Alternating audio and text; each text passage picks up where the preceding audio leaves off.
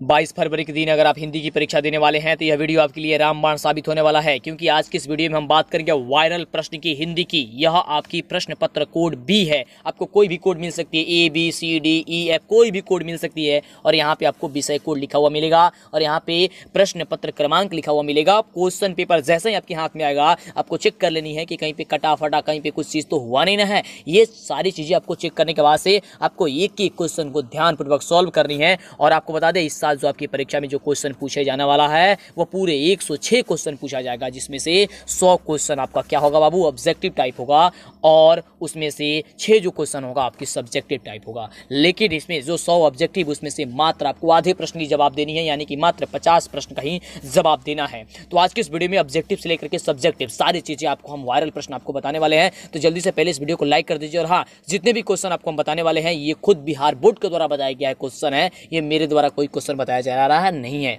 ना। काफी जबरदस्त क्लास है आज की। तो जल्दी से लाइक कीजिए और चैनल को सब्सक्राइब कीजिए, क्योंकि जब तक चैनल को सब्सक्राइब नहीं करेंगे आपको आगे से वीडियो नहीं मिल पाएगी। आइए देखते हैं प्रश्न क्या है। तो सबसे पहला नंबर प्रश्न काफी शानदार प्रश्न है कि लौट कर आऊंगा फिर पाठ की विद्या क्या है। बताइए, फटाफट बताइए। आपके पास काफी कम समय बचा हुआ है बाबू, एक एक मिनट आपके लिए काफी महत्वपूर्ण है। फटाफट बताइए कि लौट कर आऊंगा फिर पाठ की विद्या क्या है। बिल्कुल इसका सही उत्तर हो जाएगा ऑप्शन ए नंबर। कान में ईयरफोन लगाइए, शांत जगह बैठिए और वीडियो को एकदम पूरा देख डालिए, पूरे की पूरे आपको दिमाग में एकदम बैठ जाएगा।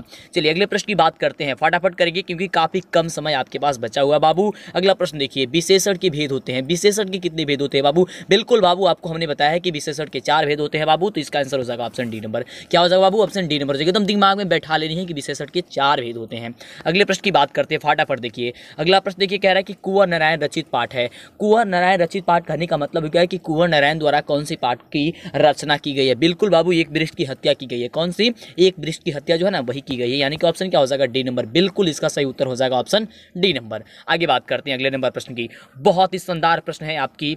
और देखिए प्रश्न क्या कह रहा है कि या लटकी अरु कमरिया पर राज तिन्हुपुर की ताजे डराओ, इस पंक्ति के रचनाकार कौन है बाबू? ये जो पंक्ति लिखा गया ना, या लटकी अरु कमरिया वाला, ये पंक्ति आपकी किसकी है? फटाफट बताइए। आपको हमने बताया है बिल्कुल इसका रसखान का है। कौन सा है जी बाबू? रसखान का। एकदम दिमाग में बैठा लीजिए, रसखान का है। बिल्कुल, अभी तक लाइक नहीं किया तो फटाफट लाइक नहीं कीजिए, जल्दी से लाइक कीजिए। और चैनल पे पहली बार आया ना तो सब्सक्राइब कर लीजिए। काफी जबरदस्त क्वेश्चन, यह बिहार बोर्ड के द्वारा खुद जारी किया गया है। यह क्वेश्चन बिहार बोर्ड के द्वारा खुद जारी किया गया है, आप देख सकते हैं। चलिए अगला प्रश्न कि बुद्धिज्म एवं कम्युनिज्म के लेखक कौन है। बुद्धिज्म एवं कम्युनिज्म के लेखक कौन है बाबू? आपको हमने बहुत पहले ही बता दिया है, काफी जबरदस्त। और आप बताइए कि आपकी तैयारी कितनी हो पाई है ना। बिल्कुल खुशी होती है कि आप सभी प्रश्नों का सही जवाब दे पाते हैं। बाबा साहब भीमराव अम्बेडकर। बिल्कुल ऑप्शन क्या हो जाएगा? सी नंबर इसका करेक्ट उत्तर हो जाएगा।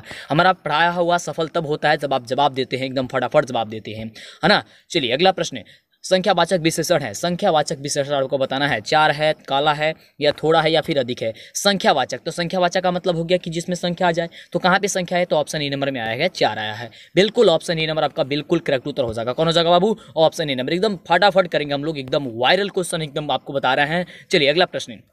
अगला प्रश्न कह रहा है कि नाना काना साहब का संबंध है। नाना काना साहब का संबंध बाबू किससे है? गुरु नानक से, रसखान से, प्रेमघन से, या फिर ज्ञानानंद से। काफी जबरदस्त क्वेश्चन, काफी इंपॉर्टेंट क्वेश्चन, काफी वायरल क्वेश्चन है कि नाना काना साहब का संबंध जो है वह किससे बाबू? तो फटाफट बताइए इसका आंसर क्या हो जाएगा? इसका आंसर हो जाएगा ऑप्शन ए नंबर की गुरु नानक से। किससे बाबू? गुरु नानक। ऑप्शन हो जाएगा ए नंबर, बिल्कुल करेक्ट उत्तर हो जाएगा। अगले प्रश्न की बात करते हैं।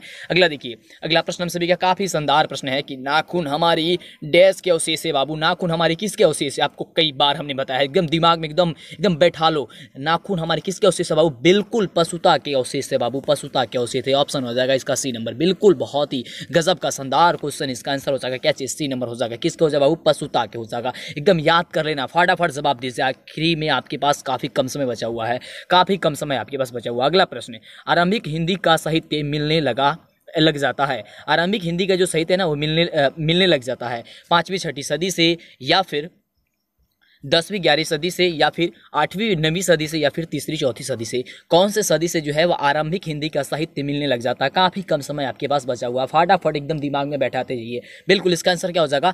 8वीं 9वीं सदी से, यानी कि ऑप्शन क्या हो जाएगा? आपका ऑप्शन हो जाएगा बी नंबर। बिल्कुल करेक्ट उत्तर हो जाएगा ऑप्शन बी नंबर।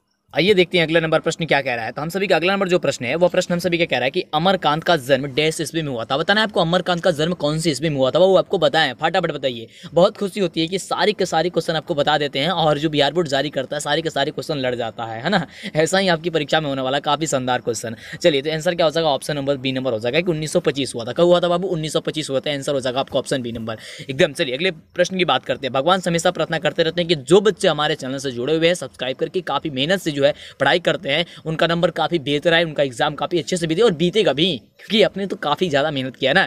हम तो मेहनत किए ही हैं, साथ में तो आपका भी तो मेहनत है। अगला प्रश्न देखिए क्या कह रहा है। भाववाचक संज्ञा का उदाहरण क्या होता है। भाववाचक संज्ञा का उदाहरण क्या है, इसमें से आपको बताना है। बिल्कुल काफी जबरदस्त, काफी जबरदस्त। बिल्कुल भाववाचक संज्ञा का उदाहरण क्या बाबू, बचपन। बिल्कुल बाबू, ऑप्शन हो जाएगा सी नंबर। क्या हो जाएगा, ऑप्शन सी नंबर हो जाएगा एकदम करेक्ट उत्तर, एकदम दिमाग में बैठा लीजिए। क्या हो जाएगा, बचपन, ऑप्शन हो जाएगा सी नंबर।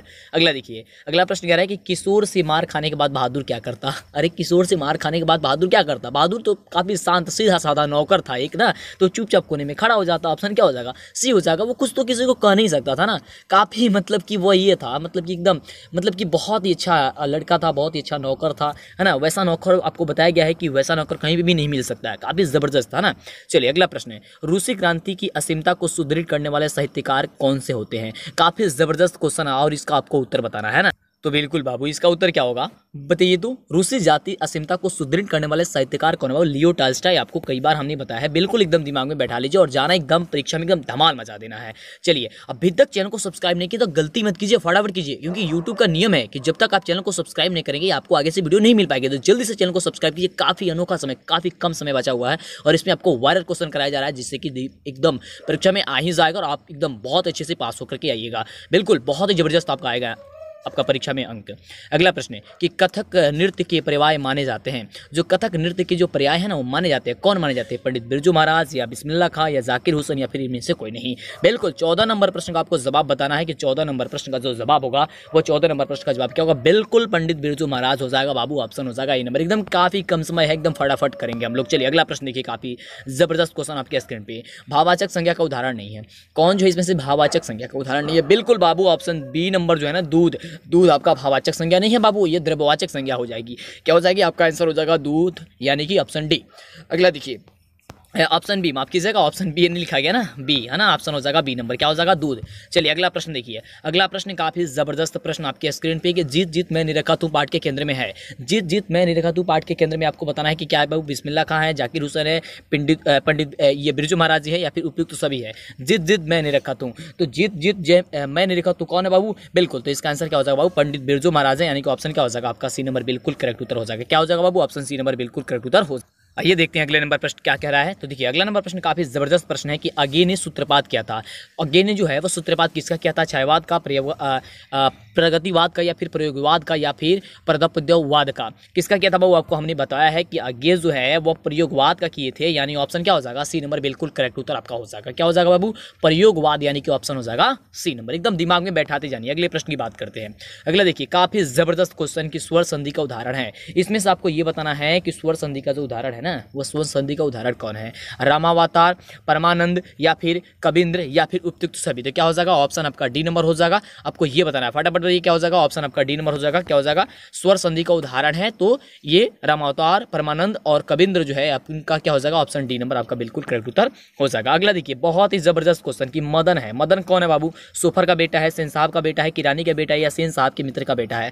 मदन, मदन कौन है बाबू, तो आप सभी तो जानते हैं ना कि मदन कौन है। बिल्कुल, तो वह कौन है, तो वह किरानी के बेटा थे, किरानी के बेटा, यानी कि ऑप्शन क्या हो जाएगा, सी नंबर आपका बिल्कुल करेक्ट उत्तर हो जाएगा। एकदम दिमाग में बैठाते जाइए। चलिए अगला प्रश्न है, काफी वायरल प्रश्न, काफी जबरदस्त प्रश्न आपके स्क्रीन पे। अन्य पुरुष डैश का भेद होता है। अन्य जो पुरुष होता है किसका भेद होता है, संज्ञा का, विशेषण का, क्रिया का या फिर पुरुषवाचक सर्वनाम का। बिल्कुल बाबू, इसका आंसर आप सभी को पता है कि क्या हो जाएगा, अन्य पुरुष।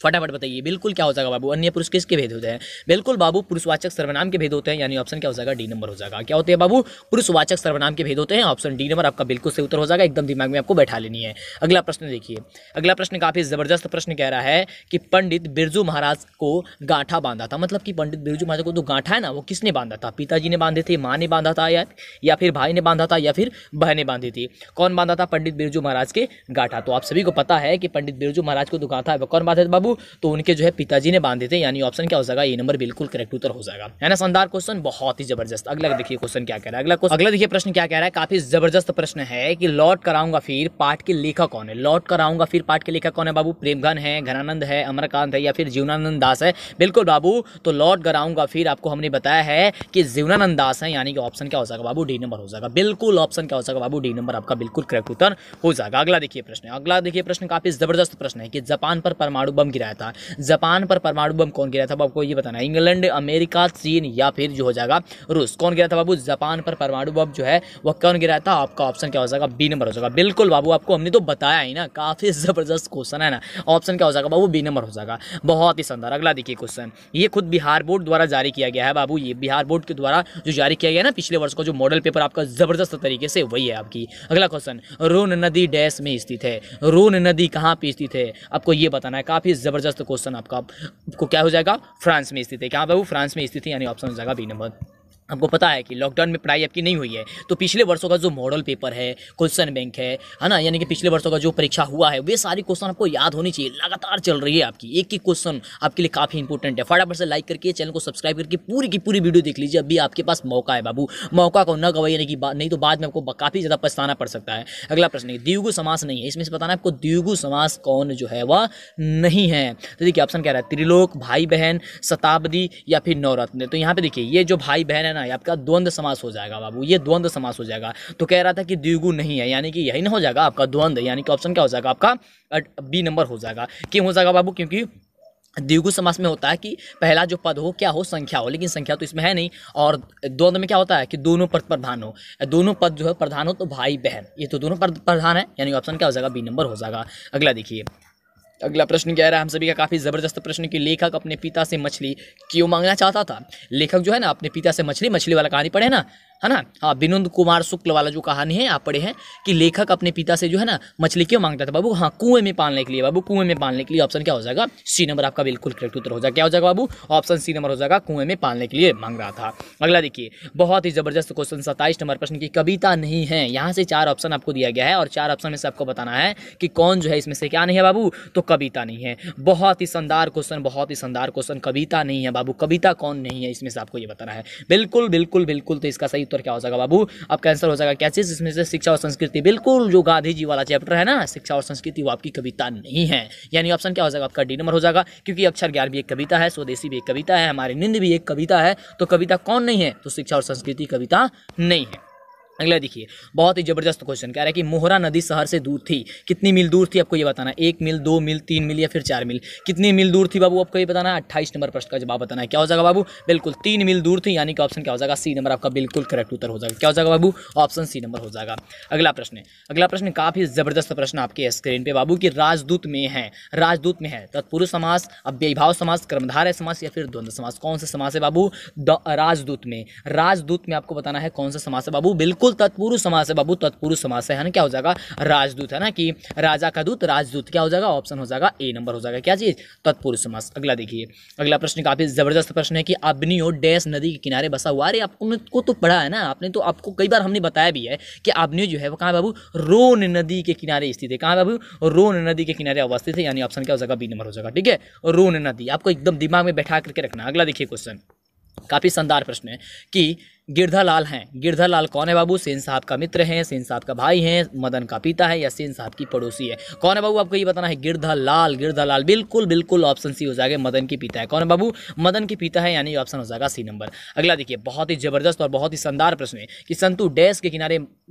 डैश के मारे कांप रहा था। संतु जो है ना किसके मारे कांप रहा था बाबू, ठंड के मारे कांप रहा था। बारिश हो रही थी ना, बारिश हो रही थी, मछली लेकर के आ रहा था सभी लोग, है ना, तो संतु किसके मारे कांप रहा था, ठंड के मारे कांप रहा था। याद कीजिए मछली वाला कहानी याद कीजिए, इसी तरीके से याद कीजिए, गजब तरीके से याद कीजिए, है ना। क्या हो जाएगा आपको, ऑप्शन नंबर हो जाएगा ए नंबर, ठंड के कार्य का बाबू कांप रहा था। अगला देखिए प्रश्न क्या कह रहा है, काफी जबरदस्त प्रश्न है कि बहुब्रीहि समास में क्या होता है, पूर्व पद प्रधान होता है, उत्तर पद प्रधान होता है, दोनों पद प्रधान होता है या फिर कोई पद प्रधान नहीं होता है। बिल्कुल बाबू, आप सभी जानते हैं, आपको हमने कई बार बताया है कि कोई पद प्रधान नहीं होता, और स्पेशल आपको हमने समास पे वीडियो बना करके दे दिया है। बस उतना ही समास आप पढ़ लीजिएगा, आपका एग्जाम फटाफट से एकदम एकदम वही क्वेश्चन आएगा, काफी जबरदस्त तरीके से पूरे समझाए भी हैं, है ना। चलिए तो क्या हो जाएगा ऑप्शन आपका इसमें हो जाएगा डी नंबर, तो वो वीडियो जरूर देख लीजिएगा।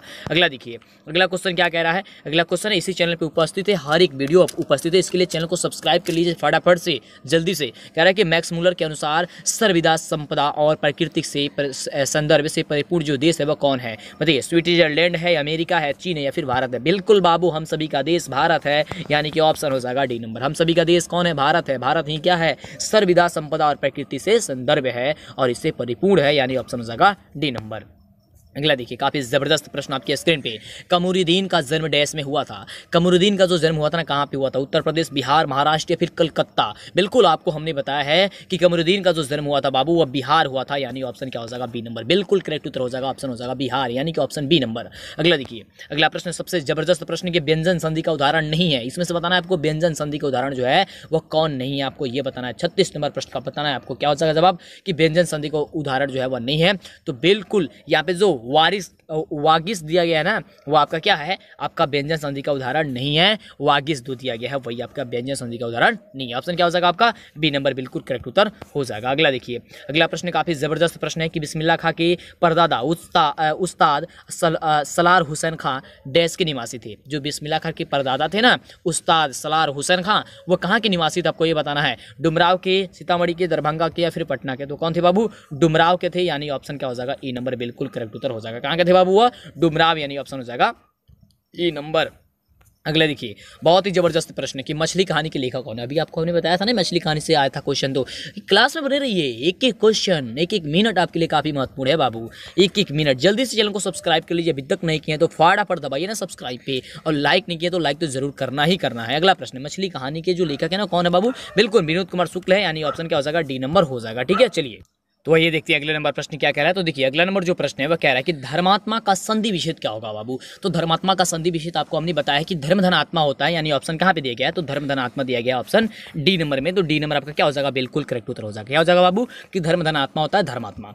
अगला देखिए, अगला प्रश्न काफी जबरदस्त प्रश्न है बाबू कि जन्म से ही पागल थी। जन्म से कौन पागल थी, पापाती थी, लक्ष्मी थी, मंगू थी या फिर सीता थी। बिल्कुल बाबू, तो जन्म से जो पागल थी ना वह कौन थी, तो मंगू थी, यानी कि आपका क्या हो जाएगा, ऑप्शन हो जाएगा सी नंबर, मंगू थी, है ना, मंगू। चलिए अगला प्रश्न, अगला प्रश्न देखिए काफी जबरदस्त प्रश्न है। अगला प्रश्न है कि देखिए काफी शानदार प्रश्न है कि निबंध है, निबंध इसमें से कौन है, परंपरा का मूल्यांकन, मछली, बहादुर या फिर भारत माता। बिल्कुल बाबू, तो परंपरा का जो मूल्यांकन है ना वो आपकी क्या है, निबंध है, ये निबंध है, यानी ऑप्शन क्या हो जाएगा डी नंबर, ए नंबर आपका बिल्कुल करेक्ट उत्तर हो जाएगा। ऑप्शन हो जाएगा ए नंबर। क्या हो जाएगा बाबू, ऑप्शन ए नंबर बिल्कुल करेक्ट उत्तर हो जाएगा। तो अगला नंबर प्रश्न देखिए काफी जबरदस्त प्रश्न है कि संगीत शास्त्र अंतर्गत सुशील वाद्यों में है सहनाई, तबला, बांसुरी या फिर ढोलक। बिल्कुल बाबू, इसका सही उत्तर क्या हो जाएगा, आपको ए नंबर हो जाएगा, सहनाई है। कौन है बाबू, सहनाई। आपको कई बार हमने बताया है सहनाई है, यानी कि ऑप्शन क्या हो जाएगा, ए नंबर हो जाएगा। एकदम आपको केवल 50 ही प्रश्न बाबू आपको करना है, 50 ही प्रश्न करना है। वैसे तो 100 प्रश्न पूछा जाएगा, है ना, 100 प्रश्न पूछा जाएगा, लेकिन आपको 50 ही प्रश्न वहाँ पे करके आना है। और 50 प्रश्न जबरदस्त जो आपको बता रहे हैं, एकदम दिमाग में एकदम बैठा लो, है ना। चलिए अगला प्रश्न है कि शुद्ध शब्द हैं रोशन, आकांक्षा, कर्तव्य या फिर उत्कर्ष। क्या है बाबू, शुद्ध शब्द। शुद्ध शब्द इसमें से क्या है बाबू, बिल्कुल शुद्ध शब्द क्या है बाबू यहाँ पे, तो यहाँ पे शुद्ध शब्द जो है आपका क्या है, तो कर्तव्य है, यानी कि ऑप्शन क्या हो जाएगा, सी नंबर हो जाएगा। कर्तव्य है ना, शुद्ध शब्द पहचाना, तो शुद्ध शब्द कहाँ क्या लिखा है, कर्तव्य। कर्तव्य ऐसे लिखा जाता है ना, तो क्या हो जाएगा, ऑप्शन आपका क्या हो जाएगा, सी नंबर हो जाएगा। अगला देखिए काफी जबरदस्त क्वेश्चन।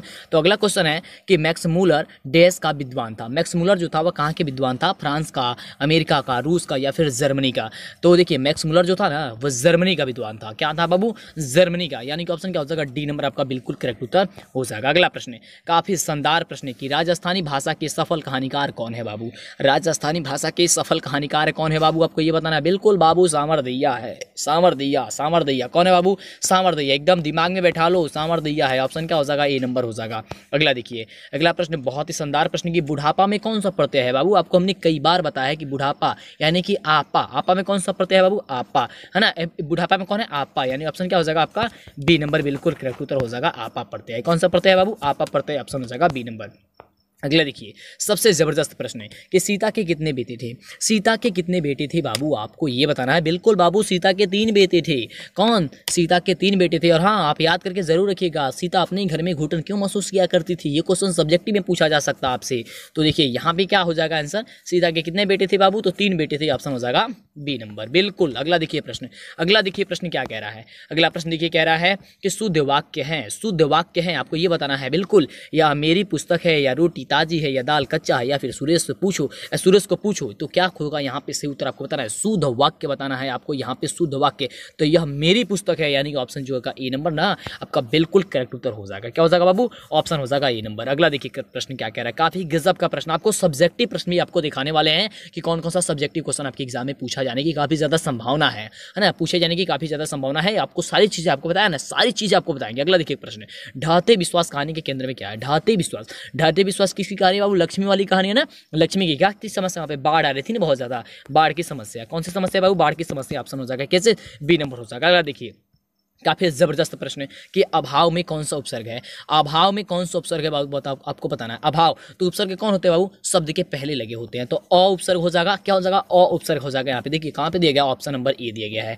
ऑप्शन नंबर क्या दिया गया है, ए नंबर दिया गया है। तो इसके पीछे जो आपको जारी किया गया था ना ऑफिशियल मॉडल पेपर, उसमें 50वें प्रश्न को जारी किया गया था। काफी जबरदस्त क्वेश्चन। अब ये बात करते हैं सब्जेक्टिव प्रश्न की, है ना। इसके सब्जेक्टिव प्रश्न कौन कौन है, तो देखिए आप सभी जानते हैं कि गद्यांश जो है ना उसका आपको आंसर लिखना जाता है। तो देखिए गद्यांश का आंसर कैसे लिखा जाता है, चुटकियों में आपको हमने बताया है। बिल्कुल चुटकियों में आपको हमने बताया है एकदम।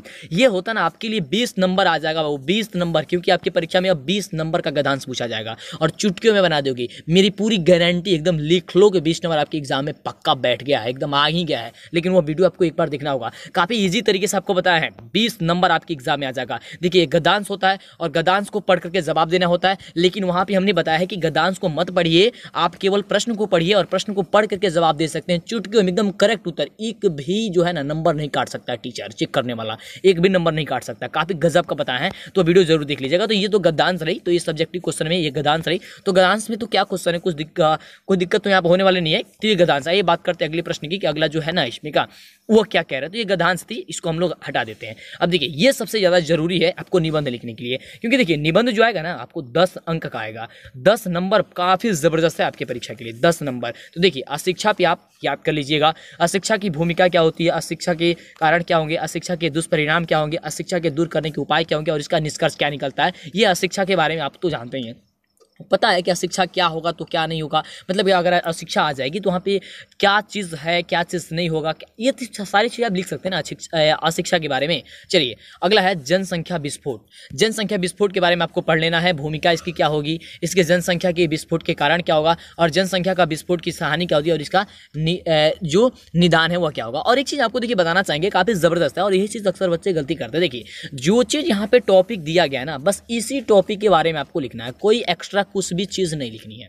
जो भी टॉपिक आपको दिया गया है, जैसे मान लीजिए जनसंख्या के विस्फोटक के बारे में जो दिया गया है आपको यहाँ पे निबंध लिखने के लिए, तो पूछ दिया गया भूमिका। तो भूमिका का मतलब क्या होगा कि जो पूरे है ना इसकी भूमिका क्या निकल के आती है, मेन जो है ना वह क्या है, बस उतना लिख दीजिए। जनसंख्या के विस्फोटक के कारण क्या हो सकती है, तो इसका कारण बताइए, इसकी कारण क्या हो सकती है, और जनसंख्या विस्फोट होने की हानि क्या होगी। जब ये विस्फोट होगा तो हानि से क्या होगी, बस इतना लिख दीजिए। और इसका निदान क्या होगा, बस लिख दीजिए। और इसका निष्कर्ष जो निकल के आता है वह निष्कर्ष क्या निकल के आता है, बस लिख दीजिए। हो गया, इतना ही लिखना ही है, काफी ईजी है ना। ऐसे ही आप स्वामी विवेकानंद के बारे में लिख सकते हैं, है ना। तो इसकी तो स्वामी विवेकानंद की भूमिका क्या है, विवेकानंद के विचार जो थे वह कैसे थे, है ना। और विवेकानंद द्वारा चलाए गए सांस्कृतिक धार्मिक जन जागरण जो अभियान था वह कैसा था और इसका निष्कर्ष क्या निकलता है। स्क्रीनशॉट ले लीजिए अगर आपको याद नहीं होता है कि कौन कौन सा क्वेश्चन इंपॉर्टेंट है आपके लिए, तो है ना। तो जल्दी से स्क्रीनशॉट भी ले सकते हैं। देखिए आतंकवाद पूछ सकता है आपसे, तो उसमें भूमिका पूछेगा, आतंकवाद के रूप पूछेगा, आतंकवाद के कारण पूछ देगा और इससे निपटने के उपाय पूछ सकता है। तो ये आप याद करके लिखिएगा और इसको अंत में आपको निष्कर्ष सब में लिखना ही होता है।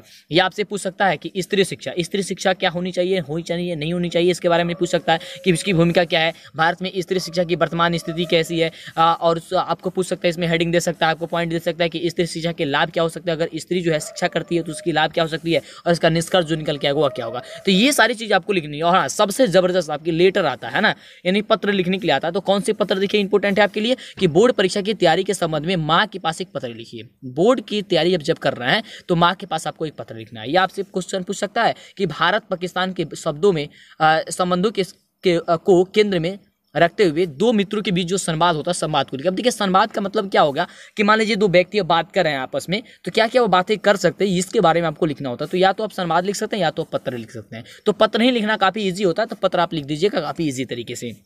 अब देखिए, अब रही बात की किताब से आपके कौन कौन से क्वेश्चन इंपोर्टेंट है, तो इसे आप याद कर लीजिए। काफी जबरदस्त क्वेश्चन। पहला याद कर लीजिएगा, पपाती कौन थी, वह शहर क्यों लाई गई थी। अगला क्वेश्चन, माँ मंगू को अस्पताल में क्यों नहीं भर्ती कराना चाहती थी। अगला क्वेश्चन याद कर लीजिएगा सारी क्वेश्चन। कवि की दृष्टि में माली मालिन कौन है। और अगला क्वेश्चन, दिनकर की दृष्टि में आज के देवता कौन है। अगला क्वेश्चन आपके स्क्रीन पे कि मनुष्य की छायाएं कहाँ और क्यों पड़ी हुई है। और अगला क्वेश्चन, झोले में मछलियां लेकर के बच्चे जो है पतली गली से दौड़ते हुए क्यों घुस गए थे, पतली गली में क्यों घुस गए थे, आपको ये बताना है। या आपसे ये क्वेश्चन पूछ सकता है कि लखनऊ और रामपुर से बिरजू महाराज का क्या संबंध था। या आपसे क्वेश्चन पूछ सकता है कि बढ़ते नाखून द्वारा प्रकृति मनुष्य को क्या याद दिलाती है। जितना भी क्वेश्चन आपको बता रहे हैं इसमें से क्वेश्चन रहेगा ही ना, बाहर नहीं जा सकता है ना। काफी जबरदस्त है। और अगला देखिए, अगला जो आपके एग्जाम में ये पूछ सकता है, यहाँ पे 100 शब्दों में आपको लिखने के लिए पूछ सकता है। किसी एक पक्का उत्तर आपको देना होगा यहाँ पे लगभग 100 ये शब्दों में, जिसमें आपको क्वेश्चन पूछ सकता है कि पहली बार देखिए बहादुर का वर्णन अपने शब्दों में कीजिए या निम्नलिखित पंक्तियों की क्या स्पष्ट कीजिए। यानी कि आपको वर्णन करने के लिए आप दे सकता है, या आपसे पंक्ति जो है ना उसका आपको भावार्थ पूछ सकता है, इसका भावार्थ क्या होगा। तो देखिए यहाँ पे कौन सा भावार्थ पूछा है, तो देखिए पूछा है, जनता हाँ मिट्टी की अबोध मूर्ति वही, जाड़े पाले की कसक सदा सहने वाली, जब अंग अंग में लगे सौंप हो चूस रहे, तब भी न कभी मुंह खोल दर्द कहने वाली। इसका भावार्थ क्या होगा, आपको भावार्थ इसका लिख देना होगा। काफी जबरदस्त है ना। तो इतना ही बस आपको याद करके रखनी है, और आगे जितना भी क्वेश्चन आपको बताया जा रहा है, जितना भी वीडियो में आपको क्वेश्चन बताया गया है, एक एक क्वेश्चन आपके लिए इंपॉर्टेंट है। सारे क्वेश्चन याद करिए, तभी जाकर के एग्जाम में आपकी बेहतर कर सकते हैं, है ना। बेहतर करने के लिए पूरे के पूरे वीडियो देखना होगा। इसके लिए अभी तक चैनल को सब्सक्राइब नहीं किया, जल्दी से कीजिए, लाइक करके शेयर कीजिए फटाफट से, जल्दी, समय आपके पास काफी ही कम है।